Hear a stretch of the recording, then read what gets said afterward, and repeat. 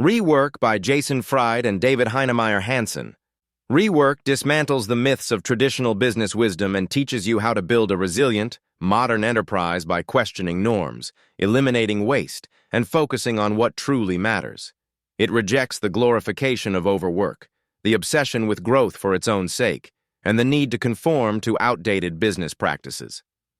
This book calls on you to rethink your approach to work and productivity, discard what's unnecessary, and pursue success by doing less, but doing it better. The authors, founders of Basecamp, use their own experiences to show how unconventional thinking and simplicity can lead to exceptional results. They challenge you to cut through distractions, stay focused on what delivers real value, and build a business or career that aligns with your goals instead of society's expectations. Lesson 1. Start small. You overestimate the value of massive beginnings and underestimate the power of focused, incremental progress. This mindset, rooted in the need to prove significance through scale, often cripples potential before it even starts. Fried and Heinemeier Hansson recount how Basecamp didn't launch as a sweeping, feature-heavy software, but as a simple tool designed to solve their own project management challenges. This narrow focus allowed them to refine their product in real time, learn from users, and grow organically without the burden of unnecessary complexity. By starting small, they not only built a viable product, but also created a foundation for sustainable growth, free from the noise and distractions of overambition. Consider the transformative power of this principle in other domains. Henry Ford's Model T wasn't born from an effort to dazzle with luxury or excess. It was practical, affordable, and designed for scalability, a sharp contrast to the ornate and inaccessible automobiles of the era. The simplicity of Ford's approach revolutionized transportation and industry, making cars available to the masses and altering the trajectory of modern life. His work stands as a reminder that starting with a clear, focused mission is often more impactful than attempting to conquer every problem at once.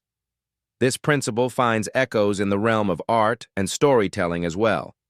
Look at J.K. Rowling's creation of Harry Potter. The first book was written on a tight budget, during difficult personal circumstances, and without the overwhelming pressure to launch an expansive multimedia empire. Rowling focused on crafting a compelling story, and her small, focused start allowed her to evolve her world organically over time. Imagine if her initial efforts had been derailed by the overwhelming demand to create a series of blockbusters from the beginning. Instead, the depth and richness of her storytelling came from the patience and care she invested in that first book. The scientific world offers yet another compelling example. When Alexander Fleming discovered penicillin, it wasn't the result of an elaborate, grandiose plan to revolutionize medicine, but a small, almost accidental observation of bacteria inhibited by mold. By honing in on that single phenomenon, rather than chasing countless potential avenues of exploration, Fleming's work laid the groundwork for the antibiotic revolution that would save millions of lives. Great discoveries often start not with massive leaps, but with keen attention to the immediate opportunities in front of you. The trap of grand beginnings isn't just a business problem, it's a psychological one. You might believe that starting small is somehow inadequate or unworthy of respect. This belief ties into a societal obsession with instant success and flashy launches, which often blinds you to the reality of how most meaningful progress occurs, through consistent, focused effort. Fried and Heinemeier Hansson argue that the pressure to go big right out of the gate leads to over-planning, analysis paralysis, and eventual burnout. You waste time perfecting what doesn't need perfection instead of making meaningful progress. The myth of the grand beginning makes you hesitant to act, and inaction is the greatest enemy of success. Starting small doesn't mean thinking small. It means acknowledging that every masterpiece begins with a single stroke, every empire with a single brick. It's about being smart with your resources and patient with your growth. Instead of building something bloated and unwieldy, you focus on what solves a real problem right now, trusting that refinement and expansion will come as they are needed. Starting small allows you to move quickly, adapt to real-world feedback, and build something people actually want, rather than what you think they might need. Your action is clear. Start where you are with what you have, no matter how modest or limited it may seem. Whether it's launching a business, writing a book, or pursuing a new skill, strip away everything non-essential and focus on one thing you can execute immediately. Action creates momentum, and momentum compounds into success. Stop waiting for perfection, clarity, or ideal circumstances. They will never come. Progress begins when you take the first step, however small, and commit to refining your path as you go. Lesson 2. Ignore the competition. You waste precious energy when you obsess over competitors instead of focusing on your customers and your craft. This misplaced attention leads to imitation rather than innovation, distracting you from what makes your work unique. Fried and Heinemeier Hansson emphasize that chasing competitors' moves forces you into a reactive mindset, where your goals and priorities are dictated by others' strategies. This isn't leadership, it's a race to mediocrity. Instead of following the competition, Basecamp chose to define its own path by focusing on simplicity and clarity. They resisted the temptation to add every feature their rivals offered, knowing that doing so would dilute their product and its core purpose. By doubling down on what they did best, they turned their attention inward and built something customers truly valued. This principle finds a striking parallel in Steve Jobs' leadership during his second tenure at Apple. When Jobs returned, Apple was drowning in complexity, offering a cluttered lineup of products designed to compete across multiple markets. Jobs slashed their product range, prioritized design and usability, and redefined Apple's identity. The result wasn't just market success, it was a cultural revolution. The iPod, iPhone, and MacBook weren't reactions to competitors, they were bold statements of what Apple stood for. Simplicity and user experience became the company's guiding principles, proving that leading with your vision, rather than chasing rivals, yields far greater rewards. Consider also the world of literature. J.R.R. Tolkien didn't write The Lord of the Rings by comparing it to other fantasy works or chasing trends of his time. Instead, he drew deeply from his own expertise in mythology and linguistics, creating a world so rich and original that it became the benchmark for the genre. Authors who merely try to replicate Tolkien's success by mimicking his style or themes fail to understand that his impact came not from imitation, but from his singular commitment to his vision and craft.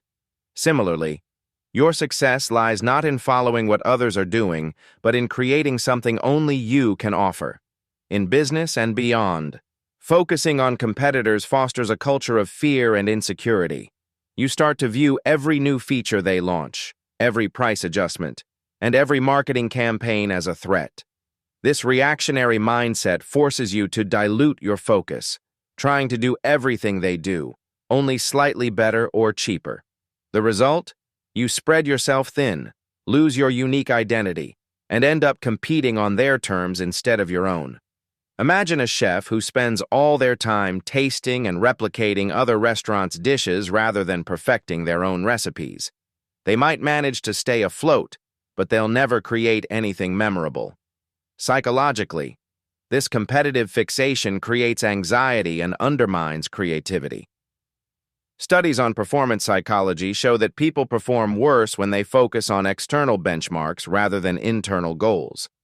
Olympic athletes, for instance, achieve their best results when they concentrate on personal improvement rather than comparing themselves to rivals. Similarly, your best work emerges when you focus on refining your strengths, improving your craft, and solving your customers' real problems. The competition is irrelevant if you're too busy delivering something so exceptional that it speaks for itself. Your priority must always be your audience, your craft, and your unique value. Stop trying to be better than others. Strive instead to be different, to carve out a space only you can occupy. Study your customers deeply, listen to their needs, and focus on building solutions that make their lives better. The time and energy you waste watching the competition is better spent mastering your craft and delivering value that only you can create. Look inward, not outward. Lead, don't follow. Lesson 3. Meetings are toxic. Meetings are productivity's silent killer. Most accomplish little that couldn't be handled more efficiently through an email, a memo, or a focused discussion between the right individuals. They interrupt workflows, drain time, and fragment the mental focus essential for deep, meaningful work. Fried and Heinemeier Hansson assert that the modern obsession with meetings is a cultural relic that stifles creativity and innovation. They point out how, at Basecamp, meetings are intentionally limited in both frequency and scope, ensuring they serve a clear purpose and don't erode the company's productivity. By keeping meetings brief and involving only the essential participants, Basecamp maintains an environment where work, not endless discussion, drives results. The toxic nature of meetings extends far beyond wasted hours. They impose a psychological toll on teams. Each meeting forces individuals to pause their flow state, losing valuable momentum on the tasks that truly matter. Research by Gloria Mark at the University of California shows that after interruptions, workers take an average of 23 minutes to return to their original task. Now multiply that disruption by the number of unnecessary meetings in a typical work week, and the cost becomes staggering. When every moment is fragmented, deep work, the kind that pushes projects forward and sparks innovation, becomes nearly impossible. Peter Drucker, one of the most influential thinkers in modern management, warned against the overuse of meetings, advocating instead for uninterrupted blocks of time dedicated to meaningful work. He argued that meetings are often used as a crutch for poor communication, unclear objectives, or a lack of trust in employees' ability to work independently. This reliance on meetings is a symptom of deeper inefficiencies in how organizations operate. Drucker's advice remains vital. Eliminate unnecessary meetings, and you'll uncover more time, focus, and creativity than you thought possible. The tech industry provides cautionary tales of meeting overload. Google, for instance, famously conducted internal studies revealing that excessive meetings were stifling its team's productivity. As a result, the company implemented strict rules for meeting efficiency, including clearly defined agendas, smaller attendee lists, and time caps. These changes weren't about eliminating collaboration, but about ensuring that when meetings occurred, they added value instead of draining it. In contrast, many organizations still cling to the belief that more meetings equal better communication, oblivious to the damage they're doing to their team's focus and morale. Cultural examples also highlight the folly of over-meeting. Consider Stanley Kubrick's meticulous filmmaking process, which involved long periods of deep work and solo refinement. He didn't waste time in endless team meetings. Instead, he trusted his collaborators to execute their roles independently, stepping in only when absolutely necessary. This approach allowed Kubrick to produce some of the most groundbreaking films of all time, proof that fewer, more focused interactions can lead to extraordinary results. The solution is not to banish meetings altogether, but to treat them as a last resort. Before calling a meeting, ask yourself whether the issue can be resolved through written communication, a quick one-on-one, or by empowering team members to make decisions autonomously. If a meeting is unavoidable, define its purpose clearly. Invite only those whose presence is essential, and set a strict time limit. Meetings should be tools, not crutches. They should resolve specific issues or make critical decisions, not serve as recurring placeholders or vague brainstorming sessions. Stop letting meetings dictate your workday. You don't need a conference room to get real work done. Trust your team to collaborate effectively without endless check-ins, and protect your time for the tasks that truly matter. Productivity thrives on focus, and focus cannot coexist with constant interruption. Redefine your approach to meetings, and you'll reclaim hours of meaningful, uninterrupted work every week. Lesson 4. Progress, not perfection. The pursuit of perfection isn't noble, it's destructive. It stifles creativity, delays progress, and often kills great ideas before they even have a chance to take root. Fried and Heinemeier Hansson make it clear that striving for perfection paralyzes productivity, forcing you into a cycle of endless tweaks and revisions that rarely deliver real value. Instead of waiting for the mythical perfect version of Basecamp, they launched a raw but functional product, opened it to users, and let real-world feedback shape its evolution. This iterative approach not only saved time but also ensured that their product addressed actual needs rather than hypothetical ones.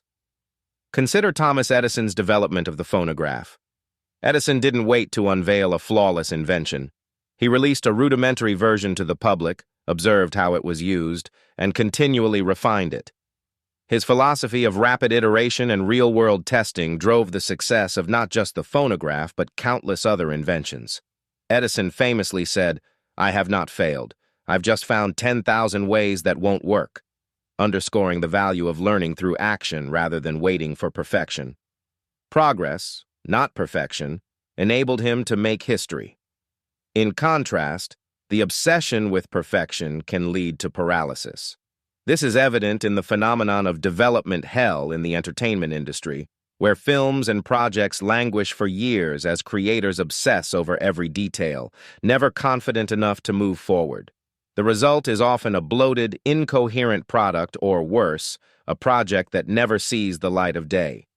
By contrast, filmmakers like Quentin Tarantino thrive on progress. Tarantino writes scripts that aren't perfect but are good enough to shoot, trusting the filmmaking process itself to refine and elevate his vision. His willingness to embrace imperfection has resulted in a body of work that is raw, dynamic, and iconic. The same principle applies to startups and entrepreneurs. Companies like Facebook and Instagram didn't begin as the polished platforms they are today. Facebook started as a simple, college-specific network. Instagram was initially a location-based check-in app called Bourbon. By releasing early, these companies allowed user feedback to shape their evolution, turning minimal viable products into global phenomena. Waiting for perfection would have been fatal, as competitors would have filled the void they left behind. Momentum trumps perfection every time. Even in the world of writing, progress matters more than precision.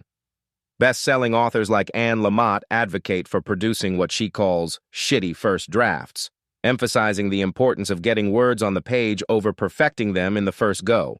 A completed draft, however flawed, can be edited and improved, but a blank page offers nothing. Lamott's approach echoes the spirit of Rework. Stop agonizing over the ideal version of your work and start creating. Perfectionism is often rooted in fear of failure, fear of criticism, fear of not being good enough. But the reality is that no work is ever perfect. The longer you delay action, the more opportunities you miss to learn, adapt, and improve. Perfect is unattainable. Progress is not only achievable but transformative. Each step forward builds momentum, and momentum generates results. Waiting for perfection only ensures you never start or finish anything meaningful. Your job is to release your work into the world, imperfections and all. Let it breathe, let it be tested, and let the feedback guide you. Whether you're launching a product, starting a project, or pursuing a personal goal, embrace the messiness of the process. Trust that you'll grow and improve as you move forward. Action is what separates those who achieve from those who simply dream. Stop chasing the illusion of perfection and start building momentum today. Lesson 5. Embrace constraints. Constraints are not obstacles, they are catalysts for innovation. Fried and Heinemeier Hansson argue that limitations force you to focus on what truly matters, igniting creativity and resourcefulness in ways abundance never could. At Basecamp, tight budgets and limited manpower meant prioritizing only the most critical features, stripping away distractions and complexity. By working within these constraints, they created a product that was not only effective but also elegant in its simplicity. Constraints, rather than hindering them, became the crucible in which their best ideas were forged. The story of Apollo 13 is perhaps the most dramatic demonstration of the power of constraints. When an oxygen tank exploded, jeopardizing the lives of the astronauts aboard, NASA engineers had to invent a way to filter carbon dioxide using only materials available on the spacecraft. Under immense pressure and with no margin for error, they devised a life-saving solution that stands as a testament to human ingenuity. Without the constraint of limited resources, the urgency and brilliance of that moment would never have emerged. Constraints demand that you think differently, turning what seems impossible into achievable feats. History is rich with examples of creativity born from constraint. Take the works of Ludwig van Beethoven. As his hearing deteriorated, Beethoven didn't abandon his craft, he adapted. Unable to hear the music he composed, he relied on his knowledge of theory and vibrations to create some of his most celebrated works, including the Ninth Symphony. His limitations didn't diminish his artistry, they transformed it. Similarly, Frida Kahlo, confined to a bed after a near-fatal accident, used her physical constraints as a springboard for her most iconic paintings, works that delve deeply into pain, resilience, and identity. Their legacies remind you that constraints can be the wellspring of greatness. In the business world, constraints often differentiate success from mediocrity.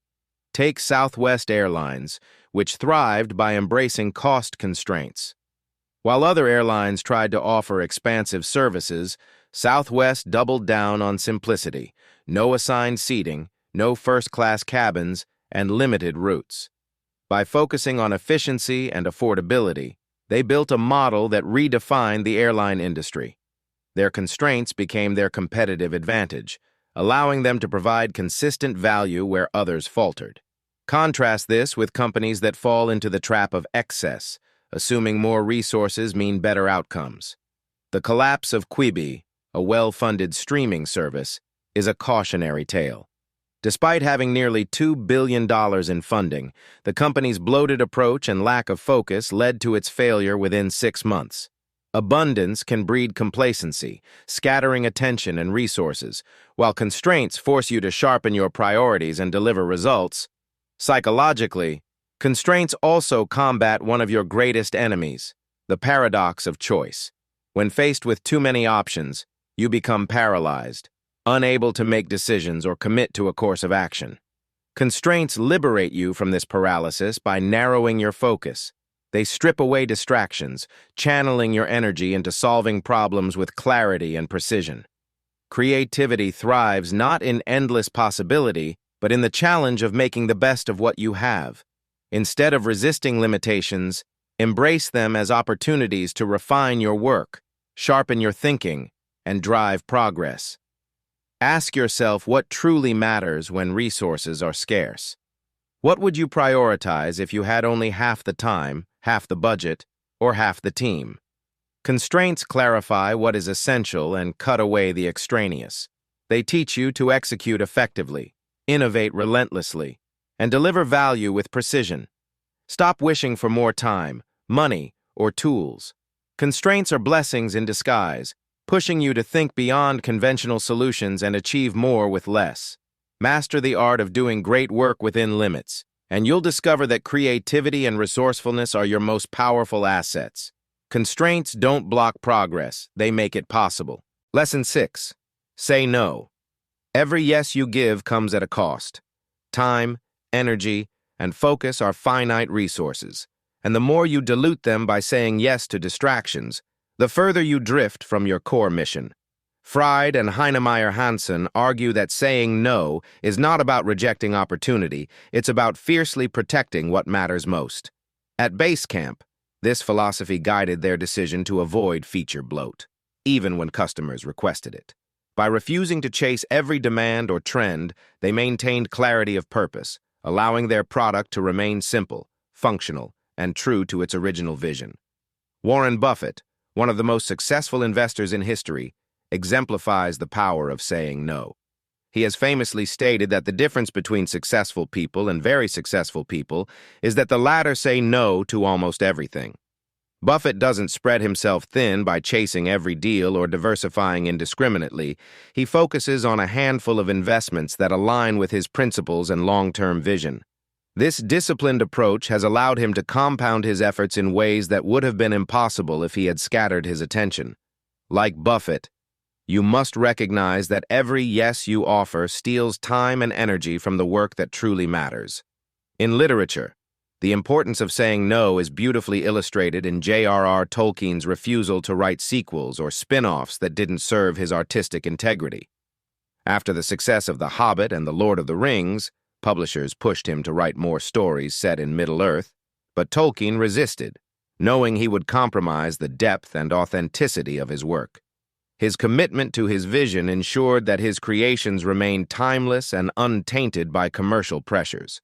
Saying no preserved the value of his legacy. The consequences of failing to say no are everywhere. Companies that chase every trend lose focus, becoming jacks of all trades and masters of none. Take BlackBerry, for instance.